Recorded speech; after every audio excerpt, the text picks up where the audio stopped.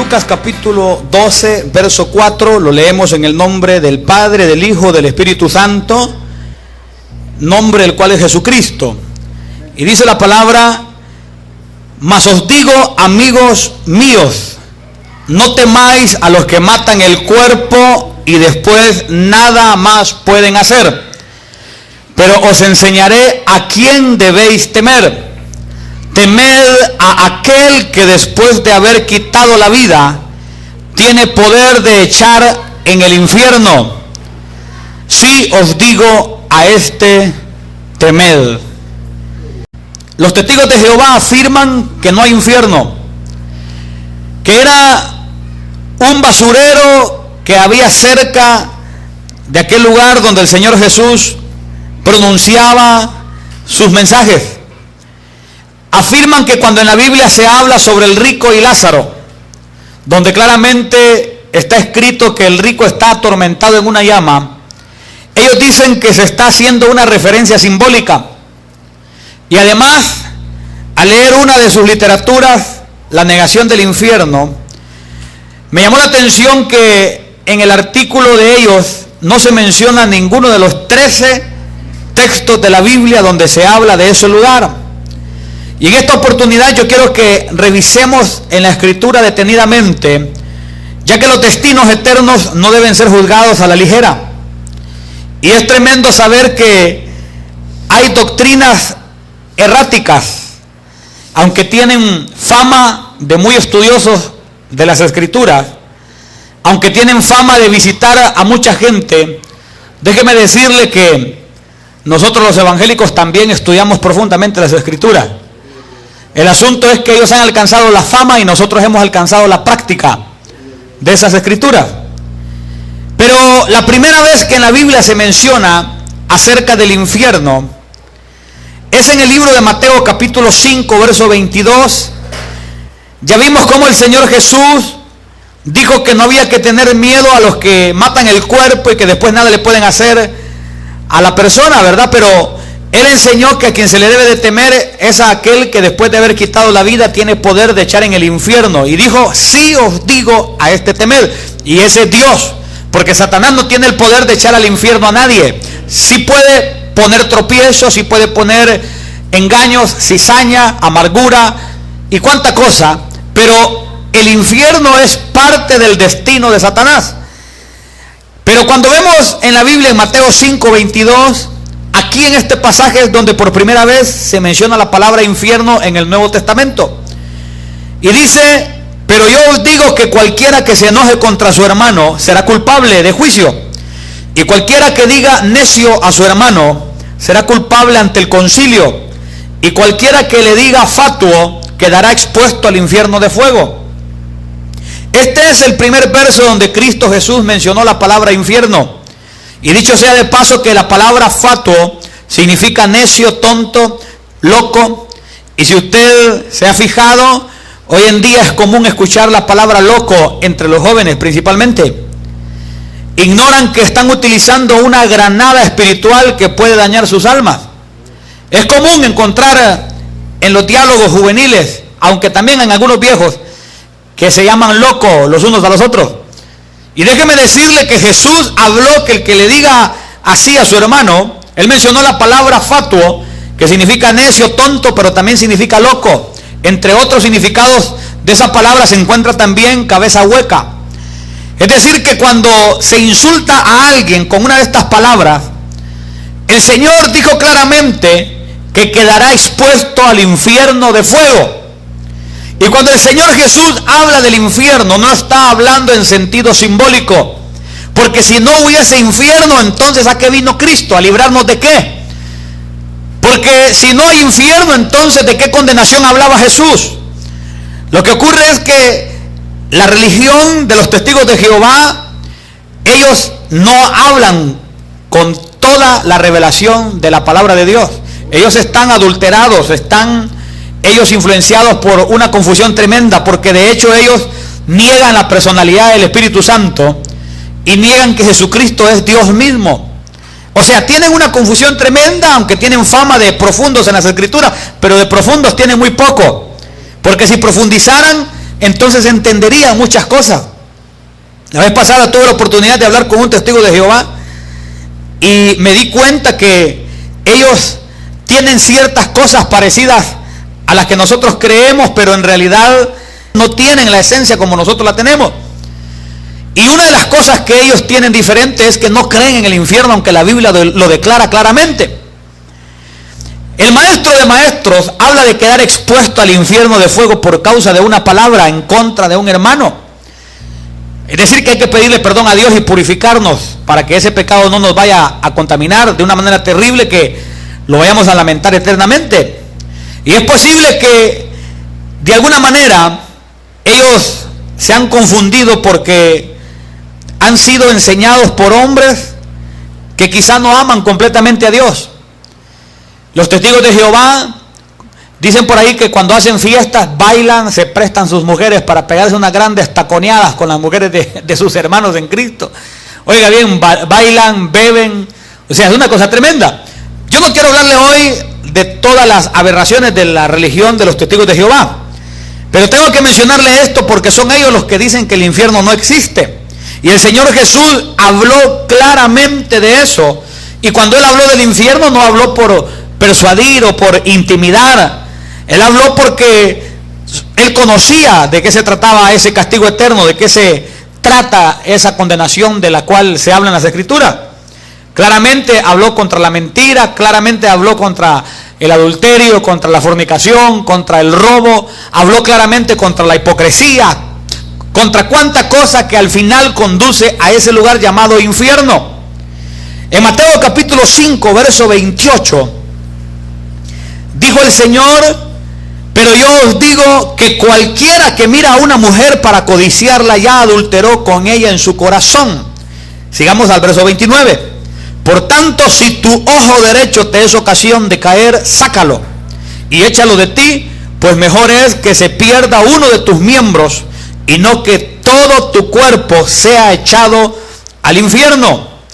Cristo Jesús habla del cuerpo echado al infierno, y algunos podrían pensar que es una equivocación, ya que el cuerpo queda en el sepulcro y es consumido biológicamente, pero el punto aquí es que no tenemos que olvidar que somos seres tripartitos. Tenemos espíritu, alma y cuerpo, de manera que hay una corporeidad almática, la cual es eterna, y esa corporeidad es la que mora dentro del cuerpo biológico, el palpable, el visible al ojo humano. Si usted se recuerda cómo Moisés muere, él es sepultado, pero Moisés más adelante dice la Escritura que juntamente con Elías, ese pasaje es profundo porque Moisés y Elías eran de tiempos distintos, pero se juntaron y llegaron donde Cristo.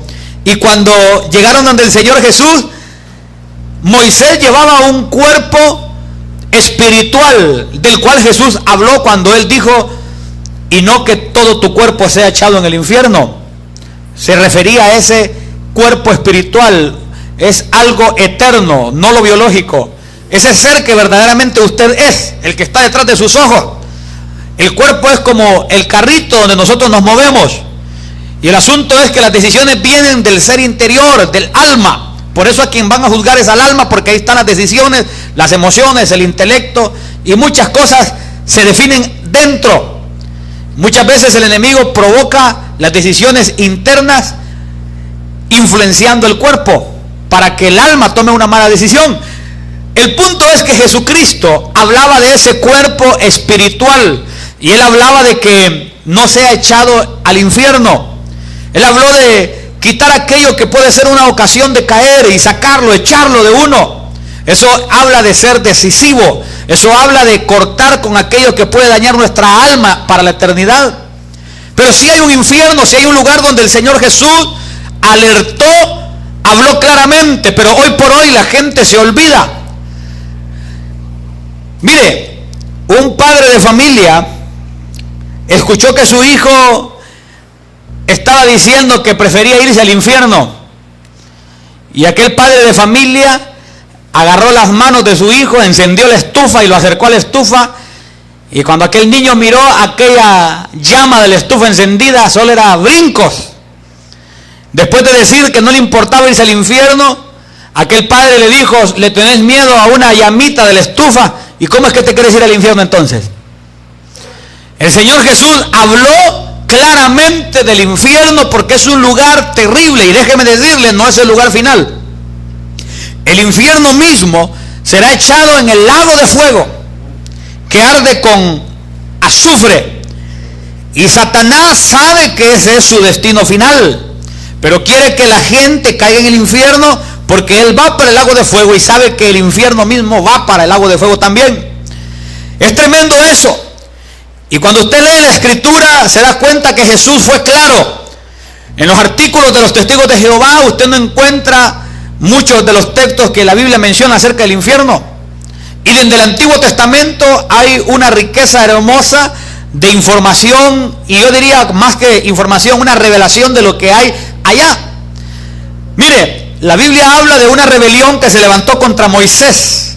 Yo lo leía todavía antes de empezar a predicar y me impresionó cómo Dios, por el pecado y una división que se le levantó a Moisés, es más conocida esa división como la rebelión de Coré. Pero aún habían otros más que con él se levantaron contra Moisés. Y mire, hablaban de santidad, porque ellos decían que el pueblo era santo. Pero en medio de argumentar santidad se estaban levantando contra el siervo de Dios. Y vino Moisés en medio de otras cosas, porque la Biblia menciona cómo Moisés se postra con rostro en tierra y viene él y busca la presencia del Señor en oración, y cómo él busca una respuesta de Dios, porque Moisés detecta que Dios quiere consumir no solamente a ellos, sino que a todos los que estaban cerca de ellos. Pero Moisés intercede. El punto es que la Biblia menciona que ellos descienden al Seol. La Biblia Reina Valera de 1960, esa traducción dice que ellos descienden al Seol. Pero la versión del oso es una versión que dice que ellos descienden al infierno.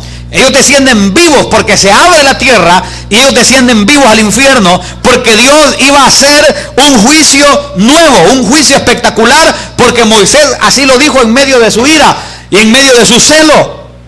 ¿Está conmigo? El infierno existe, y los de Coré alcanzaron también ese lugar y seguramente están en aquel lugar, aunque algunos podrían decir, bueno, cuando Jesús descendió a las partes más bajas fue, y dice la Biblia que le predicó a los espíritus encarcelados, los que en otro tiempo desobedecieron cuando esperaba la paciencia de Dios en los días de Noé. Cuando Jesús resucita, los sepulcros de muchos fueron abiertos. La Biblia dice que eran santos. Ahora, no como ojos santos que los católicos dicen que son santos, y los que tienen detrás de esos pichingos en realidad son demonios. Estoy hablando de la santidad que Dios da al hombre por medio de Jesús. El asunto es que Cristo resucita y se abren muchos sepulcros. Algunos creen de que ahí Dios estaba dándole una oportunidad a otros, aunque dice Pedro que él fue a las partes más bajas y le predicó a aquellos espíritus encarcelados. El asunto es que es posible que ahí se definiera alguna misericordia, no me voy a detener en eso. Pero usted y yo que hoy estamos después de Cristo, después de la resurrección de Cristo, ponga atención a esto, tenemos que tener mucho cuidado. Mire que el bautismo incluso es súper importante para una vida, porque Jesús habla que el que creyere y fuera bautizado será salvo, si no será condenado. El bautismo es parte de la obediencia para alcanzar la salvación. Y cuando el Señor Jesús habla de todas esas cosas, Él lo menciona después de que Él ha resucitado. Cuando Él habla de, vamos a ir a revisarlo todavía. Marcos está capítulo 16, verso 16. Mire, Jesús dijo, ir por todo el mundo, en el verso 15. Marcos 16, 15 y 16. Y les dijo, ir por todo el mundo y predicar el evangelio a toda criatura. El que creyere y fuere bautizado será salvo, mas el que no creyere será condenado. Oiga bien, Él habla de creer y de ser bautizado, pero Él habla también del que no crea será condenado. Entonces, esto lo dijo Él en Mateo capítulo 16. Cuando esto ocurre, el Señor lo dijo resucitado. Ponga atención a esto. Es decir, que Él ya había descendido a las partes más bajas. Y yo creo fervientemente que cuando Jesús dice ir por todo el mundo y predicar el evangelio, no lo dijo como muchas veces nosotros leemos la Biblia, como con un tono de tranquilidad, que lo leemos hasta relajados y lo leemos hasta muy así como éticos. lo leemos como de una manera en relax, pero yo creo que eso llevaba un sentido de urgencia tremendo, porque él ya había resucitado, él ya había ido a las partes más bajas, había llegado a testificarle a aquellos que habían desobedecido en el tiempo de Noé, cuando solo se habían salvado 8, pero había muchas, miles quizás, probablemente miles y miles de gente que se perdió cuando el juicio en el tiempo de Noé. El Señor va y les testifica.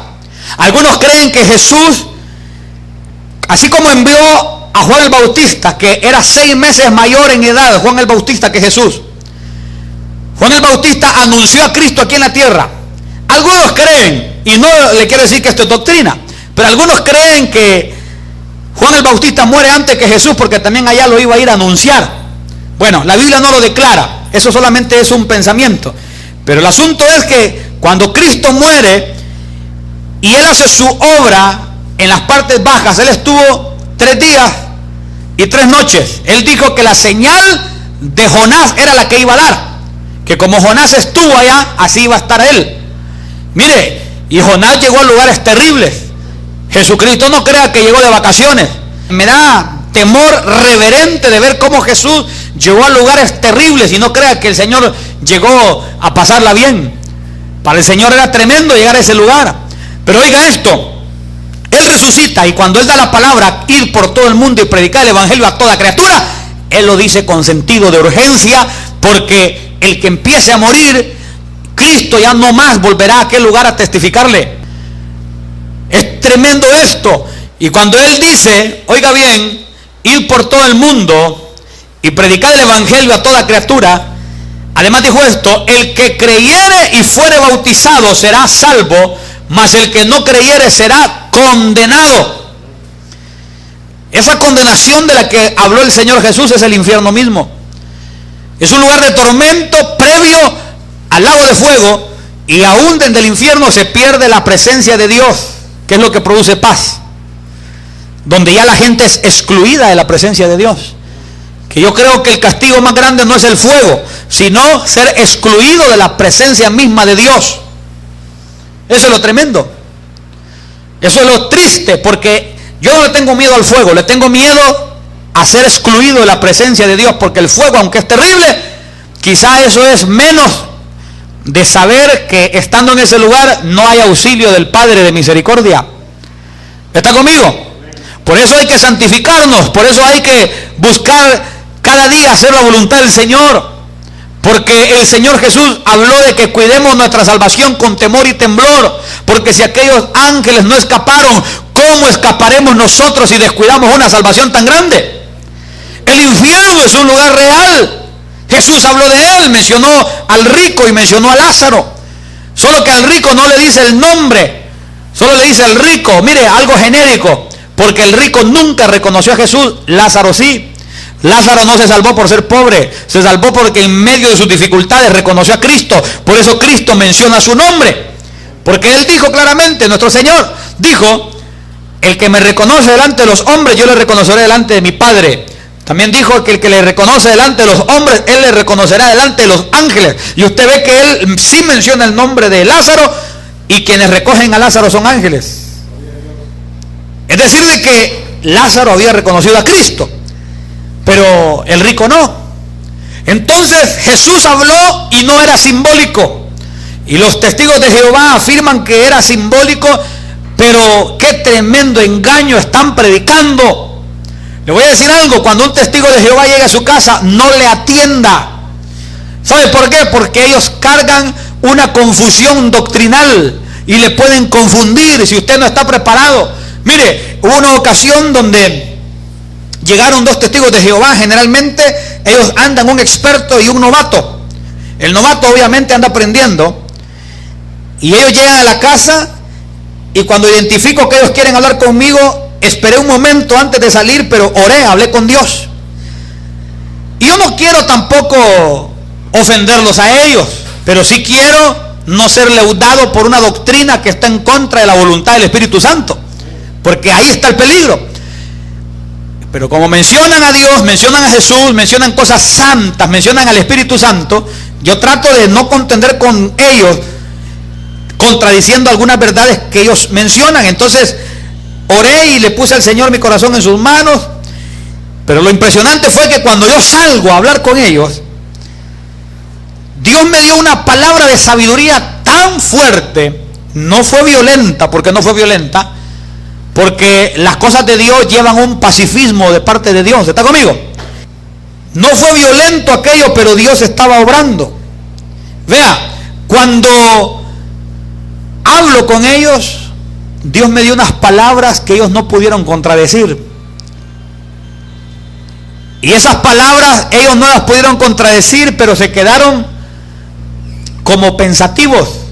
Se quedaron como no sabiendo qué responder. Y pude ver cómo Dios puede revestir a alguien de sabiduría de tal manera que cuando alguien de una doctrina contraria viene, ellos no pueden rebatir las palabras que Dios le da a uno. Yo lo he podido ver.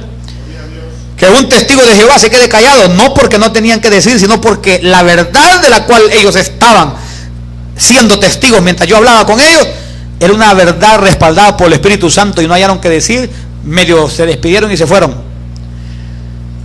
En otras palabras, si va a hablar, ore primero, porque ahí ellos cargan una doctrina tremenda y algunos de ellos son sinceros, pero sinceramente están equivocados.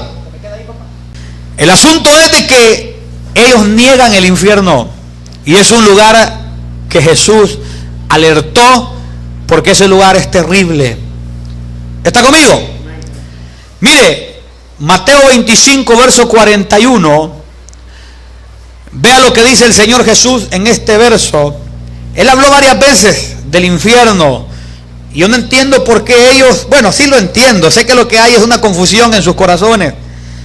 Es una alteración doctrinal tremenda que es peligrosa. Vea, Mateo 25, 41. Entonces dirá también a los de la izquierda: apartaos de mí, malditos, al fuego eterno, preparado para el diablo y sus ángeles. ¿Cómo se puede referir a un basurero que se llama Gehenna, supuestamente, según la versión de los testigos de Jehová? Si Jesús dice de que hay un fuego eterno preparado para el diablo y sus ángeles, entonces en aquel basurero de Israel van a quemar a Satanás y a sus ángeles. Oiga eso, Jesús dijo que Él le dirá a los de la izquierda: apartaos de mí, malditos, al fuego eterno, preparado para el diablo y sus ángeles. Ese lugar fue preparado como castigo eterno, pero de alguna manera la gente puede alcanzarlo por desobediencia al evangelio glorioso del Señor. ¿Está conmigo?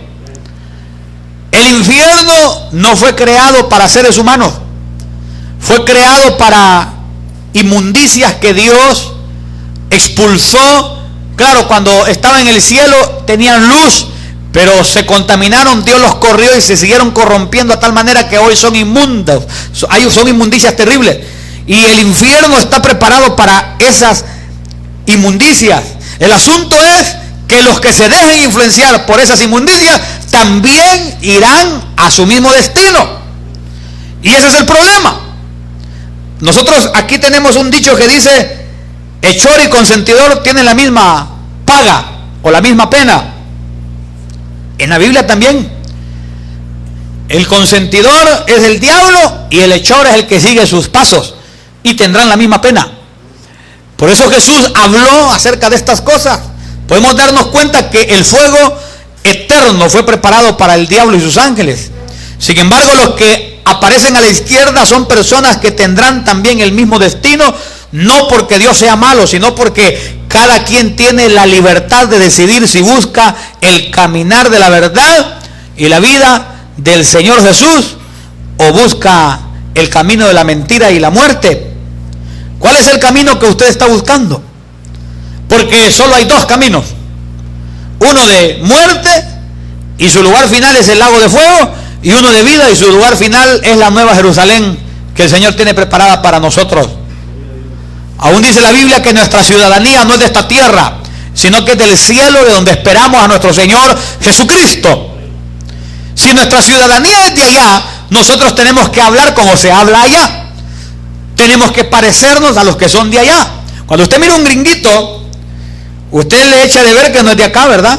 Y su ciudadanía es de allá, de United States of America, dicen algunos, ¿verdad? Entonces, pero se les nota. A usted y a mí se nos tiene que notar que somos también no de United States of America, sino que de allá, de la Nueva Jerusalén, que es un lugar de bendición que Dios tiene para usted y para mí, un lugar que Él preparó para nosotros. Y yo prefiero llegar allá, donde las calles son de oro, donde hay un mar de cristal, donde hay paz, donde Dios mismo es el templo de todo eso, donde no es la luz del sol ni de la luna, sino que es la luz de la misma presencia de Dios que alumbra en ese lugar. No habrá sombra, no habrá llanto, no habrá más tristeza, no habrá más dolor. Las cosas primeras pasaron y el Señor inaugura una eternidad donde toda la inmundicia es echada en el basurero llamado el lago de fuego y Dios desaparece de nosotros. Todo eso vale la pena santificarnos, vale la pena cuidarnos, vale la pena mantenernos apegados a la palabra del Señor. Es tremendo. Uno de los argumentos de los testigos de Jehová para negar lo que Cristo claramente mencionó, lo hacen planteando lo siguiente. Ellos le dicen a usted: ¿usted prendería fuego a un hijo suyo? A simple vista parece razonable ese argumento, pero la realidad es que los que no reciben a Jesús y no creen en su nombre no son hijos de Dios. Entonces los que el Señor mandará a ese lugar son gente que únicamente fue criatura y no hijos de Dios. Y no hijos de Dios. Y vamos a verlo si usted quiere. Juan capítulo 1 verso 12, para que no me queden viendo así. Porque ellos dicen así: ¿usted quemaría a un hijo suyo? No, yo no lo quemaría. Ni Dios quemaría a un hijo suyo. Por eso Él quiere que de criatura nos convirtamos en hijos. Ya siendo hijos tenemos todos los beneficios. Juan 1:12. Mas a todos los que le recibieron, a los que creen en su nombre, les dio potestad de ser hechos, no llamados, hechos hijos de Dios, los cuales no son engendrados de sangre, ni de voluntad de carne, ni de voluntad de varón, sino de Dios. ¿Cuántos dicen amén? Es decir, que para ser hijo hay que recibir a Jesús y creer en su nombre. Y sumado a este texto podemos también ver que cuando Jesús envía a predicar, no menciona que es a los hijos que se les predicará, sino que dice a toda criatura. Acuérdese, ir por todo el mundo y predicar el evangelio a toda criatura. No dijo a todos mis hijos. Ahí es cuando Él dice: el que creyere y fuere bautizado será salvo, el que no creyere será condenado. Pero ese que se salva al creer y ser bautizado se vuelve hijo. Por eso ya el infierno no es para él o para ella. Es decir, que no son los hijos los que Dios echará, sino que criaturas. Y Él tiene la potestad, pues Él es el dueño. Que Dios nos libre de desagradarle. Él tiene la autoridad, Él tiene la potestad, Él tiene, bueno, potestad y autoridad es lo mismo. Cuando usted lee ahí, potestad es autoridad. Tremendo. Es ahí donde pierde validez el argumento de los testigos de Jehová. Y dicen algunos: ¿cómo predican? Sí, pero qué tremendo que no predican la sana doctrina. Predican una doctrina que está contraria a la verdad de Cristo. Por eso no se deje llevar por la apariencia de la corbata, por la cuadrilla ordenada. Mire, es la palabra de vida la que usted y yo tenemos que tener como un filtro. ¿Está conmigo? ¿Me quiere acompañar todavía a Apocalipsis capítulo 21, versos 7 y verso 8? Vea esto, porque la Biblia habla muchas veces del infierno. Habla de fuego. Y dice aquí en Apocalipsis 21, 7 y verso 8: el que venciere heredará todas las cosas, y yo seré su Dios, y él será mi hijo. Mire, habla de vencedores. Hay que vencer el pecado, hay que vencer la maldad, hay que vencer las tentaciones, hay que vencer los desiertos, hay que vencer las pruebas, hay que vencer todo eso porque él dijo: el que venciere heredará todas las cosas, y yo seré su Dios y él será mi hijo. Mire, antes de seguir leyendo, quiero decirle esto. Habla de heredar todas las cosas, y a veces nuestra mente no alcanza a comprender qué tan profundo es eso de ser herederos. No vamos a ser herederos de un expresidente de una nación. Me estoy recordando ahorita que Hugo Chávez, aunque, mire, blasfemó y Dios lo cortó, pero creo que dejó $2,000 millones y unas hijas bien jóvenes. Los que se casaron con ellas, creo que aunque no la miren tan bonitas, las van a ver bellas, ¿verdad? Por esa herencia. Bill Gates, aquel dueño de la Microsoft, tiene más de 50,000 unidades de millones de dólares. Carlos Slim, aquel mexicano, dueño de unas empresotas tremendas, aquí anduvo en Honduras hace algunos años visitando. Lo cuidan como si fuese el presidente, llegó a ser el hombre más rico del mundo, compite con Bill Gates. Bill Gates ahorita le ganó. El asunto es que ese es otro que tiene miles de millones de dólares. ¿Pero por qué le menciono esto? Todo eso junto es basura comparado a todo lo que Dios tiene para nosotros como una herencia eterna. ¿Cuántos dicen amén? Y aquí dice: el que venciere heredará todas las cosas, y yo seré su Dios y él será mi hijo. Verso 8 del capítulo 21 de Apocalipsis.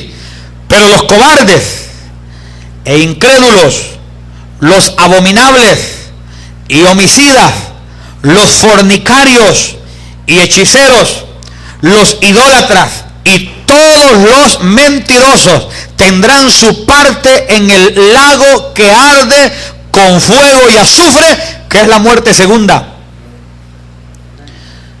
Esta es la razón por la que Cristo Jesús vino a realizar un sacrificio tan grande, porque las consecuencias serían grandes para los que no tuvieran oportunidad, y Él vino a crear una oportunidad de arrepentimiento y cambio de vida. Y vemos claramente que la gente sigue rechazando a Cristo Jesús y encaminándose al fuego eterno, del que habló tan específicamente el Maestro de Maestros.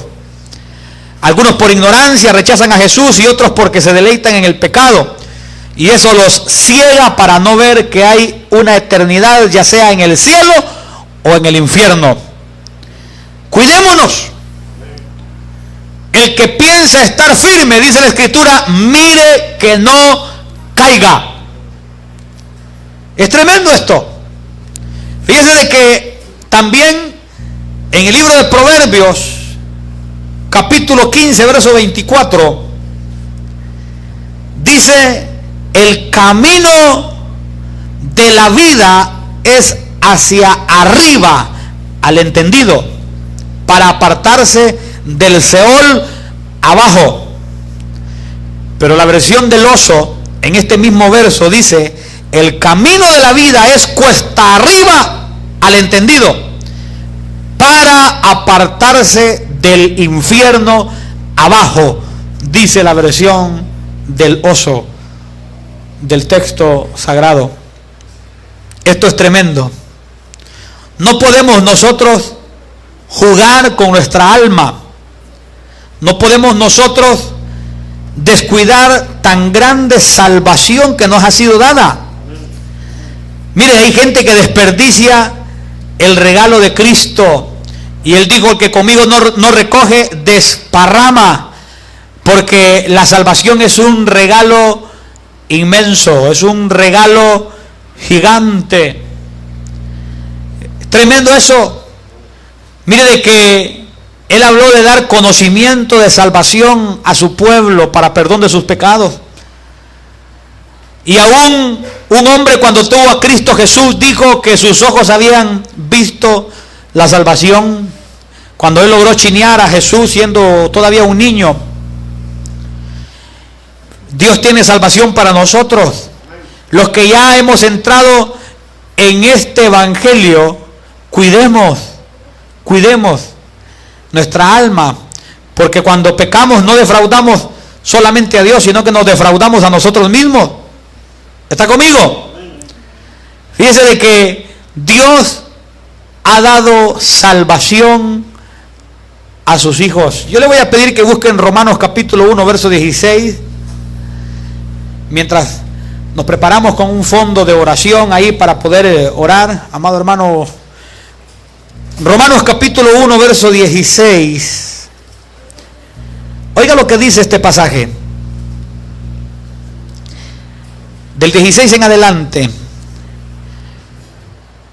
Porque no me avergüenzo del evangelio. No está hablando de religión. El evangelio no es una religión. El evangelio es la buena noticia de salvación por medio de Cristo.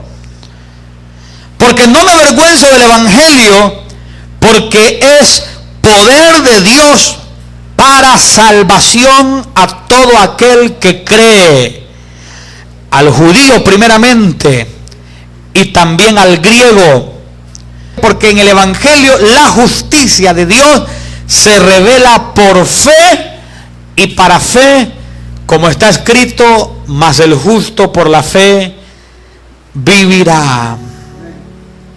No nos avergoncemos de este evangelio glorioso, porque es poder de Dios para salvación a todo aquel que cree. Si usted cree en Jesús, crea también en el infierno, porque de él nos ha librado Dios.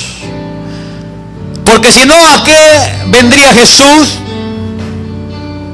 ¿Para qué tanto sacrificio? Si solamente morimos y volvemos al polvo, entonces comamos y bebamos, que pronto moriremos. Si fuese así, entonces en vano fuera la cruz. Pero Jesús vino a crear un acceso a la vida eterna y no ir al fuego eterno. El fuego preparado para Satanás y sus ángeles puede ser el destino final de aquellos que le obedecen. Satanás quiere muchas veces que el ser humano se confunda. Quiere hacerlo pensar que el mundo es mejor que las cosas de Dios. Los años que tengo de vivir en Cristo, me he dado cuenta que no hay mejor camino que obedecer sus palabras. Ahí hay paz, hay gozo, hay sanidad, hay regocijo, hay abundancia de revelación y sobre todo hay salvación y libertad de un castigo terrible que está profetizado. Ahí donde usted se encuentra, si quiere no se levante, ahí como está sentado, cierre sus ojos y hable con el Señor. Yo no sé cómo está su vida, pero creo que es una buena oportunidad para hablar con Cristo, renovar la relación con Él. Si ha pecado, si le ha fallado, arrepiéntase y pida perdón. Él dijo: hijitos, esto os escribo para que no pequéis. Pero si pecáis, abogado tenéis para con el Padre, a Jesucristo el justo. Hoy Él es nuestro abogado. Él es la oportunidad. Hablemos con el Señor Jesús mientras podamos. Todos pecamos, dice la Biblia. Si alguno dice que no es pecador, la verdad no está en él. Y aún hace como que si Dios fuese mentiroso, porque Él dice que todos hemos pecado. Pero cuando reconocemos nuestra condición y vamos a Cristo y pedimos perdón, reconocemos nuestra falta, Él es fiel y justo para limpiarnos y librarnos de toda mancha, perdonarnos y encaminarnos hacia la vida eterna que Él preparó para los que le obedecen, a los que Él les dirá: entrad benditos de mi Padre al gozo eterno. El Señor tiene para nosotros una bendición tan grande. No la desperdiciemos por el engaño del pecado, no la desperdiciemos por un capricho, no la desperdiciemos por falta de perdón, no la desperdiciemos por darle gusto al cuerpo en tentaciones y en pecados que solo son momentáneos y al final causan un gran destrozo. Ahí donde usted se encuentra, hable con el Señor Jesús. Usted conoce cómo está su alma.